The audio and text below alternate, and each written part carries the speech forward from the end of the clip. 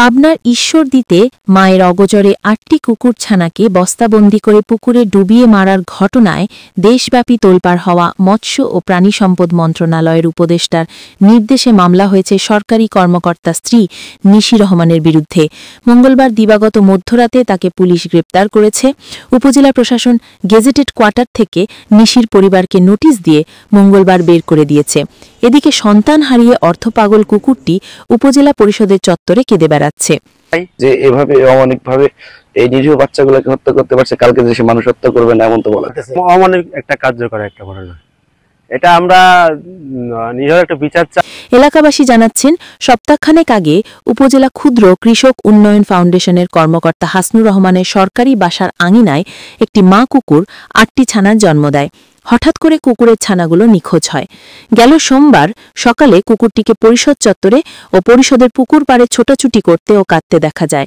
স্থানীয় লোকজন জানতে পারে ছানাগুলোকে পুকুরে ফেলে হত্যা করা হয়েছে। পরে পুকুর থেকে মৃত ছানাগুলো উদ্ধার করে মাটি চাপা দেওয়া হয়। রাত্রেবেলা সারা রাত প্রায় কুকুরের মেন গেট এবং জানুবের বাড়ি আর যে জায়গায় বাচ্চা দিছিল ওই জায়গা খালি দৌড়াদৌড়ি পাচ্ছে আর চিকেন। কালকে হঠাৎ করে দুপুর দিনে কুকুরটা খুব চিল্লায় বেড়াচ্ছে, কান্নাকাটি করতেছে। দোকান থেকে 2টা পাউরুটি ছেড়ে দিলাম, পাউরুটি খাইলো না।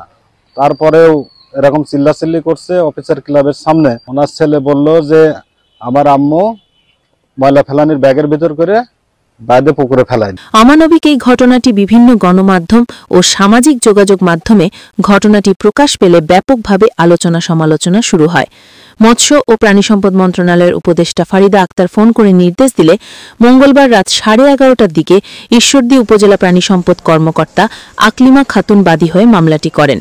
ঈশ্বরদী থানার ভারপ্রাপ্ত কর্মকর্তা আব্দুল নূর জানান, মামলা দায়েরের পরপরই রাতে অভিযান চালিয়ে অভিযুক্ত নিশি রহমানকে অভিযান চালিয়ে ঈশ্বরদী পৌর সদরের রহিমপুর গার্লস স্কুলের পাশে একটি বাসার 4তলা থেকে তাকে গ্রেপ্তার করা হয়। আইনগত প্রক্রিয়া শেষে তাকে আদালতে সোপর্দ করা হয়েছে। উপজেলা নির্বাহী কর্মকর্তা মোহাম্মদ মনিরুজ্জামান বলেন, কুকুরছানা হত্যার ঘটনায় ক্ষুদ্র কৃষক উন্নয়ন ফাউন্ডেশনের কর্মকর্তা হাসনুর রহমান নয়নকে মঙ্গলবারের মধ্যে গেজেটেড কোয়ার্টার ছাড়তে লিখিত নির্দেশ দেওয়া হয়েছিল। সে বিকেলে কোয়ার্টার ছেড়ে অন্যত্র চলে গেছেন।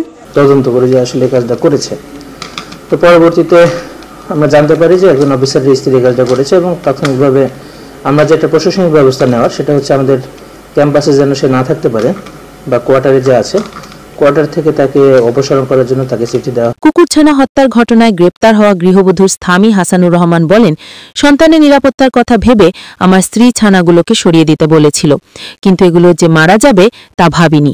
আমি এই ঘটনায় লজ্জিত ও দুঃখিত। ডেস্ক রিপোর্ট, বাংলার গেজেট।